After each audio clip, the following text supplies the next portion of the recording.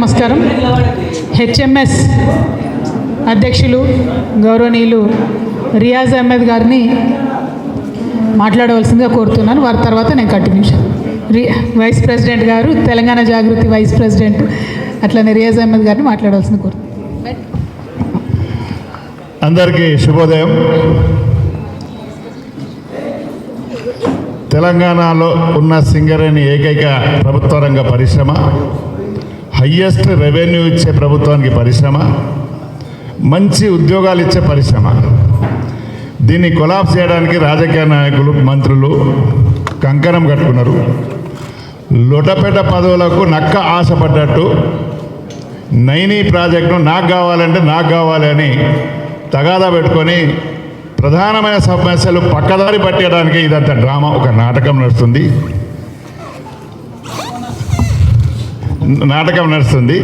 ఈ నాటకాన్ని తెరవేయాలని హెచ్ఎంఎస్ జాగృతి ప్రభుత్వానికి డిమాండ్ చేస్తుంది. సందిట్లో సడమేలాగా వీళ్ళిద్దరు తనుకుంటా ఉంటే ఈ మధ్యలో కేంద్ర మంత్రి, బొగ్గు శాఖ మంత్రి, సింగరేణికి ఆదుకోవాల్సిన మంత్రి, ఆయనే కాంట్రాక్టర్ల ప్రక్రియను తెరపైకి లేపి ఈయనకి ఇవ్వండి ఆయనకి ఇవ్వండి నాటకాలు చేస్తున్నారు. మొన్న వేసిన కమిటీ కూడా నామమాత్రం కమిటీ. మేము ఒక కమిటీ వేసినాం, దీంట్లో ఏదో ఉన్నది, కొండను దవ్వి ఎలకని తీసినట్టు ఒక కమిటీ వేసారు. ఆ కమిటీ కూడా లోపభూయిష్టమైన కమిటీ, పనికిరాని కమిటీ. మేడం గారు చెప్తారు. కనుక సింగరేణిని ఆదుకోవాల్సిన అవసరం మనందరికీ ఉంది. ఇది కొలాప్స్ అయితే ఉద్యోగాలు ఉంటాయి. మళ్ళీ పాత పద్ధతిలో ఠేకేదారీ సిస్టంలో పోతున్నాం. ఠేకేదారీ సిస్టమ్ నుండి మనం ప్రభుత్వ రంగ పరిశ్రమలో వచ్చినాం. ఈరోజు ఇంత పెద్ద ఎత్తున ఇంటర్నేషనల్ లెవెల్లో కూడా సీఈఓగా అపాయింట్మెంట్ అన్నారు. సింగరేణి కార్మికుల బిడ్డలే ఉన్నారు. అటువంటి వాళ్ళ నోట్లో మట్టి కొట్టి మళ్ళీ ప్రైవేటీకరణ తీసుకొచ్చి కాంట్రాక్ట్ లేబర్గా చాలని జీతాలతో చదివించుకోకుండా ఉండడానికి ప్రయత్నం చేస్తాం. దాన్ని తిప్పికొట్టాల్సిన బాధ్యత హెచ్ఎంఎస్ జాగృతి తీసుకుంటుంది. కనుక ఈ విషయంలో నాకంటే మా ప్రెసిడెంట్ గారు మాట్లాడతారు, గౌరవ అధ్యక్షులు ప్లస్ జాగృతి అధ్యక్షులు, వారు మాట్లాడవలసిందిగా, బ్రీఫ్ చేయవలసిందిగా నేను కోరుకుంటున్నాను. థ్యాంక్ యూ రియాజ్ అన్న. రియాజ్ అహ్మద్ గారికి ఉన్నటువంటి అపారమైనటువంటి అనుభవంతో సింగరేణి సంస్థకు సంబంధించి గత కొన్ని రోజులుగా మనకు రాష్ట్ర వ్యాప్తంగా జరుగుతున్నటువంటి అనేక రాజకీయ అంశాలను స్పృశించాలనేటటువంటి ఉద్దేశంతో ఈరోజు పత్రికా సమావేశం ఏర్పాటు చేయడం జరిగింది. హాజరైనటువంటి పత్రికా మిత్రులందరికీ కూడా హృదయపూర్వకంగా నమస్కారాలు తెలియజేస్తూ ఉన్నాను. ప్రత్యేకించి మన రాష్ట్రంలో మీరు చూసినట్టయితే ఒక దారుణమైనటువంటి ట్రెండ్ స్టార్ట్ అయింది. ఏంది ఆ ట్రెండ్ అంటే, ముందుగా ఒక శాటిలైట్ ఛానల్లో దాదాపుగా ఏదో ఒక మోస్ట్ అన్పాపులర్ యూట్యూబ్ ఛానల్లో వేసినట్టుగా చాలా దారుణమైనటువంటి కథనాలు, దళిత మహిళా ఐఏఎస్ల మీద కథనాలు వేయడంతో ఈ అంశం అంతా ప్రారంభమైంది. ఆ కథనాలు వేసిన తర్వాత మేమందరం కూడా బాధపడ్డాం. ఆడబిడ్డలుగా ఇదొక కరెక్ట్ వైఖరి కాదు ఈ రాష్ట్రంలో అనేటటువంటి అంశాన్ని కూడా ఈ సందర్భంగా మేము చెప్పదలుచున్నాం. అంతకుముందు ఉన్నటువంటి బీఆర్ఎస్ ప్రభుత్వం ఇటువంటి కథనాలు వేసినటువంటి యూట్యూబ్ ఛానల్ వాళ్ళని అరెస్ట్ చేస్తే, ఇప్పుడున్నటువంటి కాంగ్రెస్ ప్రభుత్వం కొద్దిగా ఆ లైన్ అతిక్రమించి ప్రవర్తించినటువంటి శాటిలైట్ వాళ్ళని కూడా మేము అరెస్ట్ చేస్తాము, మెయిన్ స్ట్రీమ్ వాళ్ళని అరెస్ట్ చేస్తామని పత్రికా మిత్రుల్ని అర్ధరాత్రి ఏదో టెర్రరిస్టులను అరెస్ట్ చేసినట్టు అరెస్ట్ చేయడానికి కూడా మేము తప్పుపడుతూ ఉన్నాం. కథనం వేయడం, లైన్ అతిక్రమించడం ఒకటైతే, ప్రభుత్వం సహనశీలత లేకుండా అర్ధరాత్రి పోయి అరెస్టులు చేయడం కూడా తప్పే. దానికి ఒక ప్రొసీజర్ ఉంటుంది, ఒక పద్ధతి ఉంటుంది, ఒక నోటీస్ ఇవ్వాలి, ఎక్స్ప్లెనేషన్కి అవకాశం ఇవ్వాలి. పత్రికా మిత్రులు ఏం టెర్రరిస్టులు కాదు, వాళ్ళు ఏం పారిపోరు, ఇస్తే వచ్చి ఎక్స్ప్లెనేషన్ ఇచ్చుకుంటారు. కాబట్టి ఆ ప్రక్రియను పాటించకుండా కాంగ్రెస్ ప్రభుత్వం లైన్ అతిక్రమించడం కరెక్ట్ కాదు. దీన్ని ఆసరాగా తీసుకొని బీఆర్ఎస్ పార్టీ నాయకులు వెంటనే ఆ జర్నలిస్టులకు అండగా వెళ్ళిపోయినారు. నేను బీఆర్ఎస్ పార్టీ నాయకులు సూటిగా ప్రశ్నిస్తున్నా. ఇదివరకు ఒక టీవీ ఛానల్లో మీ నాయకుల మీద స్టోరీలు వేస్తే పోయి అక్కడ దాడి చేస్తారు. ఇప్పుడు ఈ ఒక్క ఛానల్లో, శాటిలైట్ ఛానల్లో కథనాలు వస్తే మీరు వీళ్ళకి సపోర్ట్ చేస్తారు. అంటే మహిళల పట్ల ఒక ఛానల్లో స్టోరీ వేస్తే ఒక రకం ప్రవర్తన, ఇంకో ఛానల్లో స్టోరీ వేస్తే ఇంకొక రకం ప్రవర్తన బీఆర్ఎస్ పార్టీకి ఉండవచ్చా? ముఖ్యంగా నేను కేటీఆర్ గారిని ఈ ప్రశ్న వేస్తూ ఉన్నా. మీ మీద స్టోరీలు వేస్తే ఒక ఛానల్ని మీరు వెళ్ళి మొత్తం మీ అనుయాయులు వెళ్ళి ధ్వంసం చేసిరు. అటువంటిదే ఇంకొక ఛానల్లో స్టోరీ వేస్తే మరి ఆడబిడ్డలకు అండగా ఉండకుండా మహిళా ఐఏఎస్లకు అండగా ఉండకుండా, దళిత ఆడబిడ్డలకు అండగా ఉండకుండా మీరు వత్తాసు పచ్చుకొని ఒకవైపు మాట్లాడడం అన్నది ఎంత మేరకు కరెక్టో సమాజం కూడా ఆలోచించాలని నేను ఈ సందర్భంగా కోరుతున్నా. మరి ఆ ఛానల్లో స్టోరీ రాగానే నెక్స్ట్ డే ఇంకొక పేపర్లో ఇంకా పెద్ద స్టోరీ వచ్చింది. అసలు ఈ ఛానల్లో స్టోరీ ఎందుకు వచ్చిందంటే అని దాని వెనుక బ్యాక్డ్రాప్ స్టోరీ అంతా ఈ పేపర్లో వచ్చింది. ఆ స్టోరీ రాగానే బట్టి విక్రమార్క గారు ఒక ప్రెస్ మీట్ పెట్టిండ్రు. బట్టి విక్రమార్క గారు ప్రెస్ మీట్ పెట్టగానే మా గుంటనక్క గారు ప్రెస్ మీట్ పెట్టిండ్రు. గుంటనక్క గారు ప్రెస్ మీట్ పెడితే గుడ్డిగా ఫాలో అయిపోయి కేటీఆర్ గారు కూడా ఇంకొక ప్రెస్ మీట్ పెట్టిండ్రు. ఆ తర్వాత టూ అండ్ ఫ్రో జరిగింది. ఫైనల్గా 9 టెండర్ క్యాన్సిల్ అయిపోయింది. ఇక్కడ జరుగుతున్నది ఏంటి అని అంటే, మేము బాధపడేది ఏంటంటే, మేము కాంట్రాక్టర్ల పక్షాన మాట్లాడేటోళ్ళం కాదు, ఎప్పుడు కూడా కార్మికుల పక్షాన్ని, అధికారంలో ఉన్న విపక్షంలో ఉన్న నేను రియాజన్ ఏం బాధపడుతున్నామంటే, గత 2 సంవత్సరాలుగా మేము గొంతు చించుకొని కార్మికుల సమస్యల గురించి మాట్లాడుతుంటే ఎన్నడూ అసలు ఈ రాష్ట్రంలో సింగరేణికి ఇన్ఛార్జ్ అయిన మంత్రి గారు బట్టి విక్రమార్క గారు బయటకు వచ్చి మాట్లాడలేదు. ఎన్నడూ కార్మికులకు ఎంత అన్యాయం జరిగినా, మెడికల్ బోర్డు పెట్టకపోయినా, ఇంటర్నల్ ప్రమోషన్లు ఇవ్వకపోయినా, 100 అన్యాయాలు జరిగినా కూడా బీఆర్ఎస్ పార్టీ ఎప్పుడు వచ్చి మాట్లాడలేదు. అదే ఒక తిమింగలం లాంటి కాంట్రాక్టర్కి అన్యాయం జరుగుతుంది, ఎక్కడ ఈ టెండర్ చేజారిపోతుంది అనగానే మొత్తం బీఆర్ఎస్ పార్టీ నాయకులందరూ వచ్చి వారి కొమ్ముగాయడం అంటే నిజంగా చాలా దారుణం ఇది. ఎందుకోసం ఈ మాట చెప్తా ఉన్నామంటే, అసలు నైని అనేటటువంటిది 2015లో మనకు తెలంగాణకు అలొకేట్ అయింది. అంతకుముందు అది గుజరాత్కు ఉండే. నైని అనేది ఒరిస్సాలో ఉంటుంది మైన్, కోల్ మైన్. అది మొదలు గుజరాత్కు ఉండే. అప్పుడు గుజరాత్లో ఉన్నప్పుడు అదాని గారు టెండర్ చేస్తే తర్వాత సుప్రీంకోర్టులో ఆ టెండర్స్ క్యాన్సిల్ అయినాయి. దేశవ్యాప్తంగా ఉన్న బొగ్గు స్కామ్లో భాగంగా క్యాన్సిల్ అయిన టెండర్లో ఈ టెండర్ కూడా క్యాన్సిల్ అయింది. అయిపోయిన తర్వాత తెలంగాణ రాష్ట్రం ఏర్పడ్డాక 2015లో Naini tender, Naini coal block తెలంగాణకు అలొకేట్ అయింది. తెలంగాణకు 2015లో అలొకేట్ అయితే 2021లో ఇక్కడ మళ్ళీ బిడ్డింగ్ జరిగింది నైనికి. జరిగినప్పుడు అదాని గారు మళ్ళీ వచ్చినప్పుడు మళ్ళీ టెండర్ క్యాన్సిల్ అయింది. 44% ఎక్సెస్ వేశారు, ఇది కుదరదు టెండర్ అని అప్పుడు క్యాన్సిల్ అయింది. ఆ తర్వాత సింగరేణి నుండి మళ్ళీ టెండర్ ప్రక్రియ అనేటటువంటిది జరగకపోతే మధ్యలో ఒక చిన్న ఓబీ కాంట్రాక్ట్ ఇచ్చారు విపిఆర్ అనేటటువంటి సంస్థకి. ఓబీ అంటే మీదికెళ్ళి మట్టి తీసే కాంట్రాక్ట్ ఇస్తారు. అందులో నిన్న మొన్న మా గుంటనక్క గారు చెప్పినట్టు కాకుండా డీజిల్ కూడా కలిపే ఇచ్చారు. ఒక పక్క గుంటనక్క గారు, ఇంకో పక్క కేటీఆర్ గారు. నిజంగా కొంత తెలంగాణ సమాజంలో వీళ్ళ పట్ల గౌరవం ఉండే. అధ్యయనం చేసి మాట్లాడతారు, ఆలోచన చేసి మాట్లాడతారు, కొట్లాడతారు. అన్నిటికన్నా ఎక్కువ కేసీఆర్ గారి పార్టీలు ఉన్నారు కాబట్టి కేసీఆర్ గారి లాగా నిబద్ధతతో నిజాయితీతో మాట్లాడతారు అనేది ఉండే. కానీ నాకు దారుణం అనిపించింది. గుంటనక్క గారి మీద నాకు ఎక్స్పెక్టేషన్ లేకుండే. ఆయన ఏది పడితే అది మాట్లాడింది. ఏం మాట్లాడిండ్రు? అసలు ఎన్నడూ బీఆర్ఎస్ హయాంలో ఒక్క టెండర్ కూడా మైనస్ పోకుండా పోలేదు, ఎక్సెసే పోలేదు. అసలు ఒక్క టెండర్ కూడా. కాంగ్రెస్ రాగానే మొత్తం ఎక్సెస్ పోతుంది అంటారు. ఇక లిస్ట్ ఉంది ఇక్కడ, 25 టెండర్లు ఉన్నాయి. 25 టెండర్లు బీఆర్ఎస్ హయాంలో ఎక్సెస్. ఎంత దారుణమైన ఎక్సెస్ అంటే, ఒకటి 36%, ఒకటి 16%, 7%, 8%. ఇవన్నీ జరుపుకుంటూ వచ్చి కాంగ్రెస్ వాళ్ళు ఏం సర్దపూసలు కాదు, వాళ్ళు మొత్తం ఎక్సెస్ చేసిండ్రు. ఈ సైట్ విజిట్ అనేటటువంటి నిబంధన ఏదైతే ఉందో, కంపల్సరీ సైట్ విజిట్, దానికి అధికారులు అటెస్టేషన్ చేయాలనే నిబంధన ఏదైతే ఉందో అది అంతకుముందు సింగరేణిలో వేరే వాటికి ఉండే. అంటే కోల్ హ్యాండ్లింగ్ యూనిట్స్కి, కోల్ వాషర్ యూనిట్స్కి, కన్వేయర్ బెల్ట్స్కి, వాటికి ఖచ్చితంగా సింగరేణిలో ఆ నిబంధన ఉండే. కానీ ఓబీకి లేకుండే. వీళ్ళు వచ్చిన తర్వాత ఓబీకి కూడా పెట్టిండ్రు. సో అది 100% కాంగ్రెస్ వాళ్ళు తప్పు చేసిరు. ఆ నిబంధన పెట్టడం ద్వారా గ్లోబల్ టెండర్స్లో ఎవరెవరైతే పెద్ద వాళ్ళు వస్తారో వాళ్ళు ఫేస్లెస్గా టెండర్ జరగాలనే ఉద్దేశంతో ఈ సిస్టమ్ పెడితే వాళ్ళు ఎవరో తెలవాలి కాబట్టి వాళ్ళని తెలుసుకోవడానికి కాంగ్రెస్ ఈ తప్పు చేసింది. డెఫినెట్గా ఆ విషయంలో ఎక్స్పోజ్ చేయడం మంచిదే బీఆర్ఎస్ ప్రతిపక్షంగా, కానీ అబద్ధాలు చెప్పకూడదు. అంతకుముందు ఎన్నడూ కూడా టెండర్లలో ఎక్సెస్ పోలేదు అనడం చాలా తప్పు. ఇప్పుడు ఇంకో కామెడీ ఏంటంటే, గుంటనక్క గారు, అదేవిధంగా నమస్తే తెలంగాణ, అదేవిధంగా టీ న్యూస్, అదేవిధంగా కేటీఆర్ గారు, బీఆర్ఎస్ పార్టీ మొత్తం ఎంతసేపు దీన్ని ఎట్లా చేస్తున్నారంటే, స్మాల్ ఫిష్ను వదిలేసి బిగ్ ఫిష్ను కాపాడుతున్నారు. చిన్న చేప పిల్లను పట్టుకున్నట్టు చూపించి తిమింగలాన్ని కాపాడుతున్నారు. ఈ విషయం అంతా సృజన్ రెడ్డి చుట్టూ తిప్పుతురు. ఈ సృజన్ రెడ్డి అనేటోడు సీఎం బామ్మర్ది కాబట్టి, ఈయనకు టెండర్లు వచ్చినాయి కాబట్టి ఈయన కోసం ఇదంతా చేస్తున్నారని. వాస్తవానికి ఏంటంటే, నైని అనేటటువంటిది పెద్ద తిమింగలం మెగా కృష్ణారెడ్డి గారి కోసం. అది 25,000 కోట్ల ప్రాజెక్టు నైని అనేది. ఈ సృజన్ రెడ్డి అనే చిన్న చేప పిల్లకు వచ్చింది 250 కోట్ల ప్రాజెక్టు. సో ఈ 250 కోట్ల ప్రాజెక్ట్ వచ్చిన చూపించి పెద్ద తిమింగలాన్ని వదిలిపెట్టాలనే ప్రయత్నం గుంటనక్క గారు తీవ్రంగా చేస్తున్నారు. ఇక్కడ ప్రాబ్లం ఏంది అంటే ఫస్ట్ నుంచి కూడా ఈ గుంటనక్క గారికి ఈ సృజన్ రెడ్డి అనేటోన్ని పుట్టించిందే, ఈ సృజన్ రెడ్డి అనేటోనికి టెండర్ ఇచ్చిందే, ఈ సృజన్ రెడ్డి అనేటోని కాంట్రాక్టర్గా నిలబెట్టిందే ఈ గుంటనక్క గారు. ఆయన ఇరిగేషన్ మినిస్టర్గా ఉన్నప్పుడు సృజన్ రెడ్డికి మొదటి కాంట్రాక్ట్ వస్తుంది. ఇదే సింగరేణిలో రెండు వచ్చినాయి బొగ్గు గనులు బీఆర్ఎస్ హయాంలో సృజన్ రెడ్డికి. అప్పుడు గుర్తు రాలేదా సృజన్ రెడ్డి రేవంత్ రెడ్డి బావమరుదని? ఇవాళ నేనేమంటున్నా అంటే కాంగ్రెస్ని మీరు ఎక్స్పోజ్ చేయండి, కానీ ఎవరి కోసం ఎక్స్పోజ్ చేస్తారు? మీరు కార్మికుల కోసం చేస్తురా? సింగరేణి సంస్థను కాపాడడం కోసం చేస్తురా? అవినీతి నిరోధించడానికి చేస్తురా? లేకపోతే తిమింగలాన్ని కాపాడడానికి చేస్తురా? ఆ విషయం ఇవాళ ప్రజల వద్ద నేను స్పష్టంగా చెప్పదలిచిన. ఇంకొక మాట ఈ గుంటనక్క ఏమంటారు, ఎంత దారుణం అంటే it is an insult to entire Dalit community. I'm telling you. బట్టి విక్రమార్క గారికి నేను లెటర్ రాయను, కిషన్ రెడ్డి గారికి రాస్తా.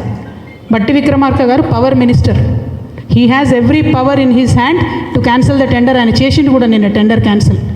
మరి మీకేమైంది లెటర్ రాయడానికి? ప్రధాన ప్రతిపక్షానికి ఉప ముఖ్యమంత్రి గారు, అదేవిధంగా పవర్ మినిస్టరు, అట్లీస్ట్ మీరు రాయాలి కదా లెటర్.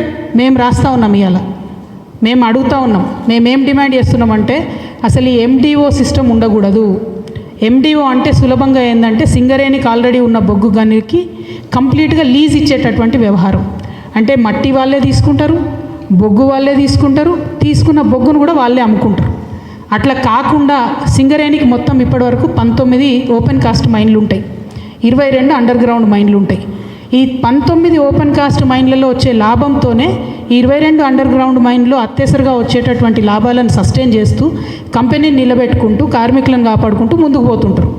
ఇప్పుడు ఉన్న మైన్లన్నీ మీరు వేరే వాళ్ళకి ఇచ్చేస్తే ఆ ప్రాఫిట్ అంతా వేరే వాళ్ళకి వెళ్ళిపోతే సింగరేణికి ఏం మిగులుతుంది? ఇవాళ మేము చెప్తా ఉన్నాం, మార్చిలో కూడా సింగరేణికి జీతాలు ఇవ్వడానికి డబ్బులు లేవు. ఎందుకంటే అంతకుముందు బీఆర్ఎస్ గవర్నమెంట్లో 25,000 కోట్ల అప్పు ఉంది జెన్కో అని చెప్పి మొత్తుకునేది రేవంత్ రెడ్డి గారు సీఎం గారు. ఇవాళ దాదాపు 50,000 కోట్ల అప్పు ఉంది సింగరేణికి. జెన్కో నుండి రావాల్సింది, ట్రాన్స్కో నుంచి రావాల్సిన లెక్క పెడితే అవి ఇస్తలేరు. ఇవ్వకపోతే ఏం చేస్తుంది? సింగరేణి జీతాలు ఇవ్వాల్సిన ప్రతిసారి కూడా బ్యాంకుకు పోయి అప్పు తెచ్చుకుంటారు. మళ్ళీ దానికి మిత్తి కట్టాలి, మళ్ళీ నెక్స్ట్ మంత్ జీతాలకు మళ్ళీ పోవాలి, మళ్ళీ అది బర్డెన్ అవుతుంది. సో అల్టిమేట్గా ఆల్రెడీ నష్టాలలో ఉన్న సంస్థను పూర్తిగా కిల్ చేసేటటువంటి ప్రయత్నం తప్పితే ఇది సింగరేణికి కానీ సింగరేణి కార్మికులకు కానీ తెలంగాణకు కానీ లాభమయ్యే అంశం కాదు. మేము తెలంగాణ జాగృతి తరఫున బట్టి విక్రమార్క గారికి ఉత్తరం రాస్తూ ఉన్నాం. ఎండిఓ సిస్టమ్ దయచేసి రద్దు చేయండి. మీరు ఆల్రెడీ 9 టెండర్స్ రద్దు చేసిండ్రు. Let Singareni do it's open cast in 9. ఎందుకు చేయలేం మనం? అక్కడెక్కడో రాజస్థాన్లో పోయి పవర్ ప్లాంట్ పెడతారు, ఇంకెక్కడో గుజరాత్లో పోయి ఇంకో ప్లాంట్ పెడతారు. ఒరిస్సాకు పోయి మీరు చేయండి ఓపెన్ కాస్ట్. ఎందుకు చేయరు? ఇప్పుడు ఈ ప్రైవేట్ కాంట్రాక్టర్ కూడా పోవాల్సిందే కదా. మీరు ఒరిస్సాకు పోయి ఓపెన్ కాస్ట్ చేస్తే అక్కడ వచ్చే ఉద్యోగం వచ్చే పిల్లాడు మనోడు వస్తాడు. తెలంగాణోడుకో 2 లక్షల రూపాయలు వస్తుంది, జీతాలు వస్తాయి, లాభాలలో వాటా వస్తుంది. ఆ లాభం 25,000 కోట్ల లాభం సింగరేణికి యాడ్ అవుతుంది. నా కార్మికుడికి ఆ లాభాలలో వాటా వస్తుంది. ఎండిఓ విధానం రద్దు చేయాలి. ఇదివరకు బీఆర్ఎస్ గవర్నమెంట్లో తాడిచెర్ల బ్లాక్ 1ని ఎండిఓ కింద ఏఎంఆర్ అనే కంపెనీకి ఇచ్చిండ్రు. ఇస్తే ఇప్పుడు అందులో లాభాలలో ఏ వాటా కూడా మనకు రాదు కదా. అది జెన్కోకి ఇచ్చిండ్రు, జెన్కో నుంచి ఏఎంఆర్కి ఇచ్చిండ్రు. ఏదొచ్చినా ట్రాన్సాక్షన్ వాళ్ళకైతుంది, మనకు పీనట్స్ వస్తాయి లీజ్ అమౌంట్. కోల్ అమ్ముకునే డబ్బు రాదు. మళ్ళీ ఘోరమైన విషయం ఏంటంటే తాడిచెర్ల కూడా గ్రేడ్ 9 కోల్, 9 కూడా చాలా మంచి గ్రేడ్ కోల్. 6,000 పైచిలకు ఒక టన్నుకు ధర వచ్చే కోల్, 4,000 3,500 వచ్చే కోల్ కాదు అది. దీన్ని 25 సంవత్సరాలకు మీరు ఆ పెద్ద తిమింగలానికి కట్టబెట్టే ప్రయత్నం చేస్తున్నారు. కాంగ్రెస్ పార్టీ యొక్క అవినీతిని గమనిస్తూ ఉన్నారు తెలంగాణ ప్రజలు. దయచేసి ఈ విధానాన్ని రద్దు చేసుకోండి. ఈ టెండర్ మీరు ఆల్రెడీ క్యాన్సిల్ చేసిన అట్లనే ఉంచండి, క్యాన్సిల్ చేయండి.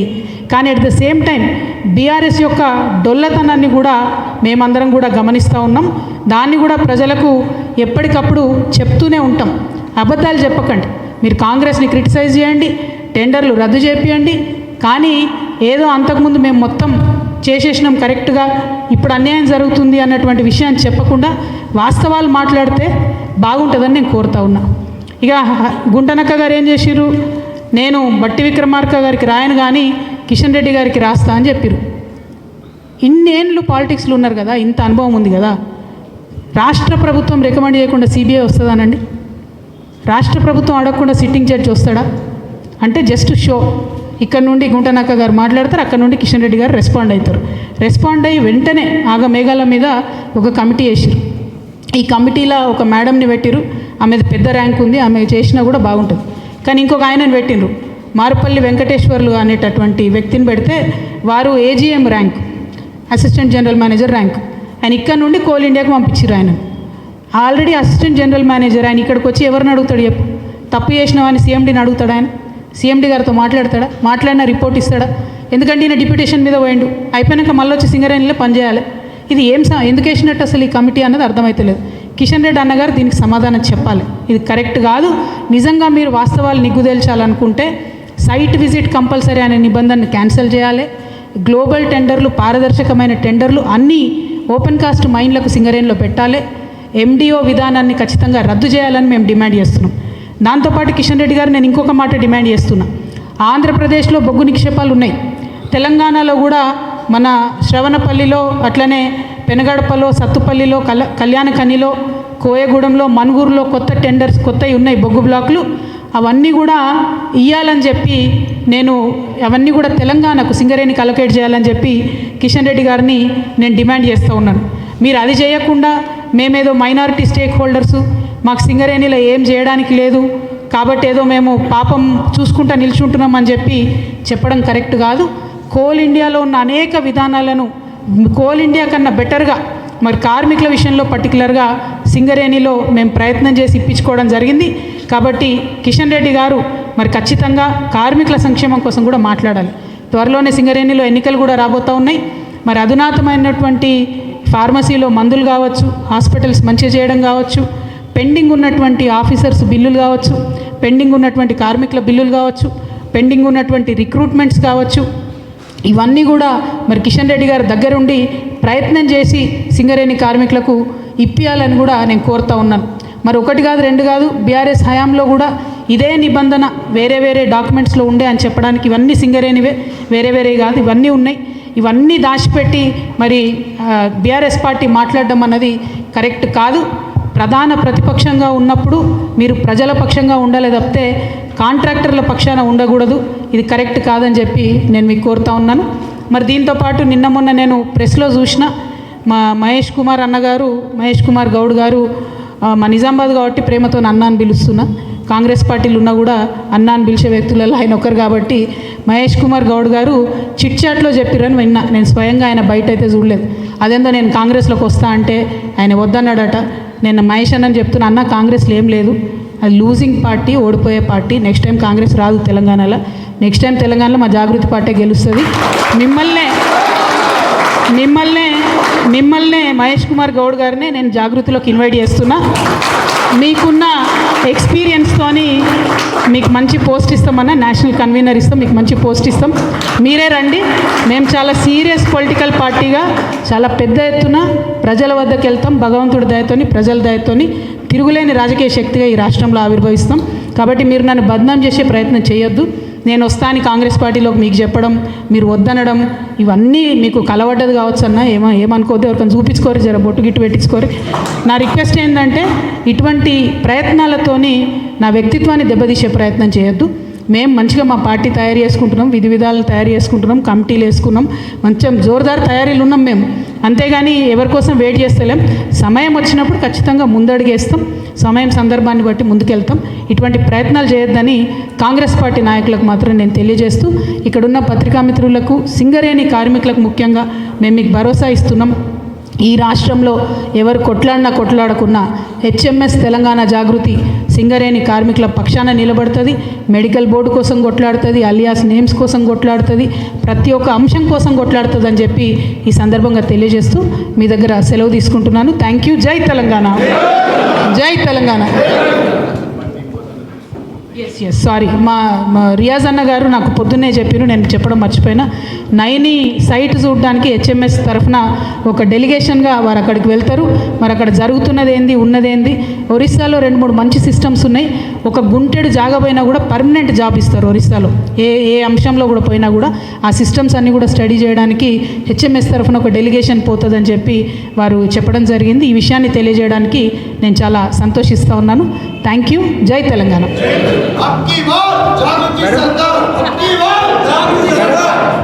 పార్టీ అయినా థ్యాంక్ యూ. జై తెలంగాణ.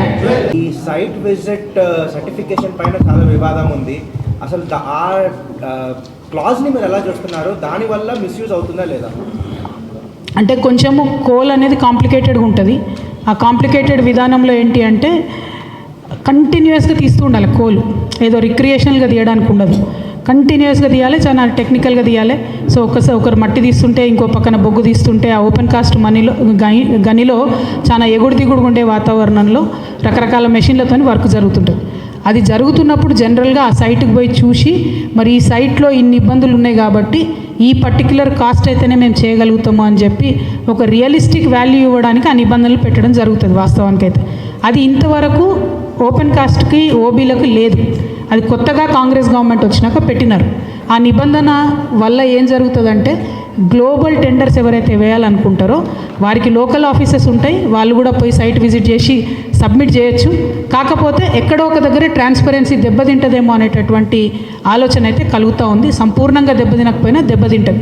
మరి ఇన్ని రోజులు లేని విధానం ఇప్పుడే కొత్తగా పెట్టడము అనే దాంతో ఏంటంటే కొంతమందికి అవకాశాలు దెబ్బకొట్టడానికి అని నాకు అనిపిస్తుంది. అయితే నైని విషయంలో పర్టికులర్గా మాట్లాడితే మెగా కృష్ణారెడ్డి గారు అదేవిధంగా మొత్తం ఈ ఎవరైతే నైని కోల్ ప్రాజెక్ట్ని చేజిక్కించుకోవాలనుకున్నారో హరీష్ రావు గారు, ఈ మా గుంటనక్క గారు వీరేం చేయందంటే అసలు చెప్పని విషయం ఏంటంటే ఏదైతే బయట ఇరిగేషన్ ప్రాజెక్ట్స్లో ఎర్త్ వర్క్ అని చేస్తారో దాన్ని ఈ ఓపెన్ కాస్ట్ మైన్లలో ఓబీలో చేసేటటువంటి సాయిల్ ఎక్స్కవేషన్కి ఈక్వేట్ చేసి ఆ ఎక్స్పీరియన్స్ మెగా కృష్ణారెడ్డి కంపెనీకి ఇచ్చే ప్రయత్నం చేస్తున్నారు. సో వీరేందంటే ఎంతసేపు సైట్ విజిట్ ఆ సైట్ విజిట్ వల్లే నైని క్యాన్సిల్ చేయాలని చెప్తున్నారు. అది నైని వరకు సీమిత చేయడం కరెక్టే, మిగతా అన్నిటికీ అప్లై కావాలని ఎందుకు చెప్తున్నారో హరీష్ రావు గారికే తెలియాలి. ఎందుకంటే హరీష్ రావు గారికి సంబంధించిన ఒక కంపెనీకి కూడా ఎక్సెస్కి ఇదే కాంగ్రెస్ గవర్నమెంట్లో టెండర్ వచ్చింది. నేను ఆ పేరు కూడా చెప్తా చూసుకునేది, మన హెచ్సిపిఎల్ అనేటటువంటి కంపెనీకి 7.96% ఎక్సెస్కి టెండర్ వచ్చింది. ఇది కూడా హరీష్ రావు గారి కంపెనీయే. హరీష్ రావు గారు ఆ మురళీధర్ రావు గారు ఈఎన్సీ ఉంటారు, వారికి సంబంధించిన మనిషి హర్షారెడ్డి అని ఉంటాడు ఆయన కంపెనీ ఇది. సో ఆ కంపెనీకి కూడా మరి ఎక్సెస్ వచ్చింది. మరి ఎందుకు వచ్చింది ఇట్లా అన్నది కూడా వారు కూడా ఆలోచించాలి. వీళ్ళకి అంతకుముందు కూడా వర్క్స్ వచ్చినాయి, ఇప్పుడు కూడా వర్క్స్ వచ్చినాయి. సో నేను అనేది ఏంటంటే రాజకీయంగా బురద చల్లడం కాదు, యాక్చువల్గా ప్రాక్టికల్గా ఈ ఆన్ సైట్ విధానం అయితే నాకు తెలిసి నష్టమే, దాన్ని తీసేయాలని డిమాండ్ చేస్తున్నాను. రెండవది ఏదైతే ఓబీ కాంట్రాక్టర్స్కి పెట్టేటటువంటి రిస్ట్రిక్షన్స్ ఉంటాయో నైని విషయంలో వాటిని చాలా లూజ్ అని చేసేసారు, ఎందుకంటే కృష్ణారెడ్డి గారికి అవకాశం వేయడానికి. ఈ మాట చెప్తే TV9లో నా స్టోరీ వేయరు, అయినా సరే చెప్తున్నా. ఎందుకంటే దీనివల్ల ఒక 25 సంవత్సరాలు 25,000 కోట్ల రూపాయలు సింగరేణికి నష్టం జరుగుతుంది, నా కార్మికులకు నష్టం జరుగుతుంది కాబట్టి నేను చెప్తా ఉన్నాను. సో ఆ నిబంధనలు మాత్రం పారదర్శకంగా లేవు. We have to evolve a new system. Madam, ఈ మీరు కొన్ని కోల్ బ్లాక్స్ అలొకేట్ చేయాలని మీరు డిమాండ్ చేశారు కదా, కాకపోతే కిషన్ రెడ్డి దీని గురించి ఏమన్నారని అంటే సుప్రీంకోర్టు నిబంధనల ప్రకారం ఆప్షన్లో సింగరేణి పాల్గొవాలి, అది కొన్ని ఆప్షన్స్లో పాల్గొకపోవడం దురదృష్టం, దానివల్ల వాళ్ళకి దక్కట్లేదు అనేది వాళ్ళ ఎగ్జాక్ట్లీ నేనేమంటున్నా అంటే సింగరేణిలో కోల్ ఇండియా కూడా ఉంది కదా, coal India is a partner. కాబట్టి కోల్ ఇండియా సింగరేణి రెండు హెల్తీగా ఉండాలంటే ఉన్న కోల్ బ్లాక్స్ మనకు రావడం కరెక్ట్. ఆంధ్రప్రదేశ్లో కానీ తెలంగాణలో కానీ సింగరేణి అంత ఎక్స్పీరియన్స్ ఉన్నటువంటి ఇంకొక కోల్ మైనింగ్ కంపెనీ లేదు. లేనప్పుడు కన్విన్స్ చేసి మనది కొత్త రాష్ట్రం కాబట్టి, మొత్తం భారతదేశంలోనే మనది కొత్త రాష్ట్రం కాబట్టి కొంచెం ఎక్స్ట్రా ఎఫర్ట్ పెట్టి కిషన్ రెడ్డి గారు ఈ సాయం చేయాలని కోరుతున్నాను నేను. రూల్స్కి వ్యతిరేకమా అన్నది కాదు, ఎగ్జామ్షన్ ఇవ్వచ్చు కదా. గుజరాత్ విషయంలో అనేక ఎగ్జామ్షన్స్ ఇచ్చినారు, ఎన్నికల సమయంలో బీహార్ విషయంలో అనేకమైన ఎగ్జామ్షన్స్ ఇచ్చిండ్రు, మనకెందుకు ఇవ్వరు? ఇచ్చే విధంగా ఎందుకు ప్రయత్నం చేయరు? మరి ఆ మాత్రం ప్రయత్నం చేయకపోతే 8 మంది బీజేపీ ఎంపీలు ఎందుకున్నారు అనేది నా ప్రశ్న. Thank you.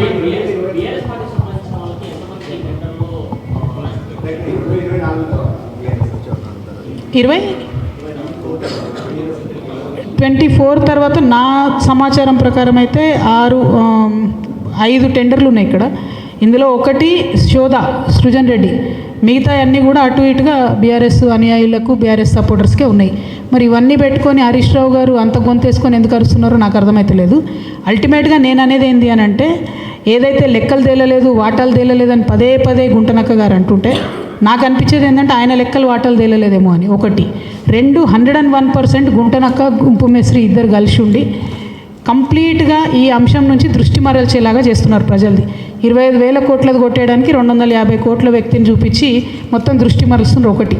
2, హరీష్ రావు గారు మొన్న ఫస్ట్ ప్రెస్ మీట్లో ఏం అడిగినారు, ఖచ్చితంగా మొత్తం 2014 నుంచి ఇప్పటి వరకు ఎంక్వైరీ అడిగారు. అంటే జరుగుతున్నది ఏంది ఇక్కడ, కేసీఆర్ గారి ప్రభుత్వం మీద ఎంక్వైరీ అని హరీష్ రావు గారు అడుగుతున్నారు. అన్ఫార్చునేట్లీ ఈ గుంటనక్క గారి యొక్క గోతిలో కేటీఆర్ గారు పడ్డారు. తెల్లారి ప్రెస్ మీట్ పెట్టి ఆయన కూడా అదే అడుగుతున్నాడు. మరి అంటే మీ ప్రభుత్వం మీద మీరే అడగడం ఏందన్నది చాలా వెరైటీగా అనిపించింది. సో దాన్నే నేను ఫస్ట్ నుంచి చెప్తున్నది, అదే పార్టీలో ఉంటూ ద్రోహం చేయడం కేసీఆర్ గారికి అన్నది గుంటనక్క గారికి వెన్నతో పెట్టిన విద్య. ఇప్పుడు కూడా వారు అదే చేస్తున్నారు. బీఆర్ఎస్ పార్టీ కార్యకర్తలు నేను రిక్వెస్ట్ చేస్తున్నాను, వారి విధానం చూడండి, వారు మాట్లాడే పద్ధతి చూడండి. టోటల్ 2014 నుంచి ఇప్పటి వరకు బీఆర్ఎస్ పార్టీలో ఉంటూనే డిమాండ్ చేస్తున్నారు ఎంక్వైరీ చేయాలని. మరి యాజ్ టీజ్గా తెల్లారి కేటీఆర్ గారు కూడా అదే అడిగినారు. సో ఈ గుంటనక్కని గుడ్డిగా ఫాలో అయ్యి గుంతలో పడ్డారని నేను అనుకుంటున్నాను.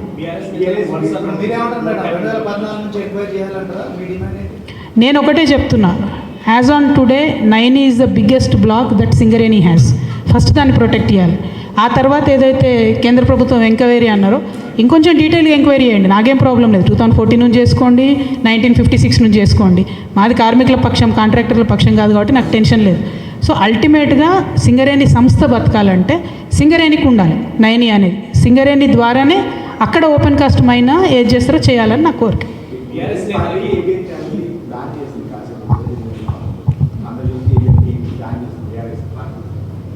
నీకేమో బీఆర్ఎస్ ఇష్టం, అది ఎవరేం చేస్తారు. కొన్ని రోజులలో ప్రజలే బ్యాన్ చేస్తారు బీఆర్ఎస్.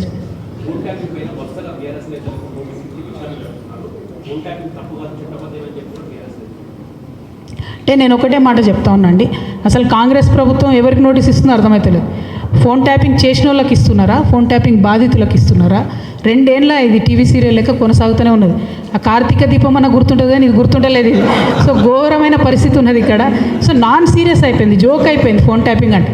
వేరేజ్ మాలాంటి వాళ్ళ ఆవేదనను ప్రజలు అర్థం చేసుకోవాలి, ప్రజలు సీరియస్గా తీసుకోవాలంటే తొందరగా దాన్ని తేల్చాలి, తొందరగా క్లోజ్ చేయాలి. అట్లా కాకుండా సాగదీస్తూ రాజకీయాల కోసం పదే వెళ్ళడం అన్నది కరెక్ట్ కాదు. చాలా నాన్ సీరియస్ అప్రోచ్తో జరుగుతుంది. We are not happy.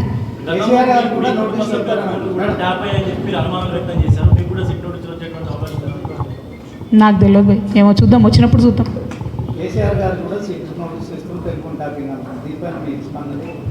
నేనేమంటున్నా, అది జోక్ అయిపోయింది, టీవీ సీరియల్ లాగా అయిపోయింది. సీరియస్నెస్తో చేస్తే బాగుంటుంది. అట్లా కాకుండా రేపు పొద్దున దాని రిజల్ట్ ఏం లేకుండా ఊరికే చేసేసి ఎలక్షన్ అయిపోయాక బంద్ పెడతారేమో అని నాకు అనిపిస్తున్నది. ఎందుకంటే ఎప్పుడు ఎలక్షన్ వస్తే అప్పుడే వస్తున్నది ఫోన్ ట్యాపింగ్ విషయం తప్పితే మిగతా టైంలో వస్తలేదు. ఇప్పుడు ఈ నోటిఫికేషన్ వచ్చిన తర్వాత మళ్ళీ చేస్తారేమో, ఎందుకంటే అర్బన్ ఏరియాస్లో పోలింగ్ ఉంది కాబట్టి దానికోసం చేస్తున్నారని నాకు అనిపిస్తుంది. నేను మళ్ళీ చెప్తున్నా, ఇది కరెక్ట్ కాదు. ఫోన్ ట్యాపింగ్ అనేటటువంటిది టెర్రరిస్టుల కోసం పెట్టినటువంటి విషయాన్ని అన్ని ప్రభుత్వాలు దుర్వినియోగం చేస్తున్నాయి. అది చేయకూడదని మాత్రమే నేను డిమాండ్ చేస్తాను. Thank you. జై తెలంగాణ.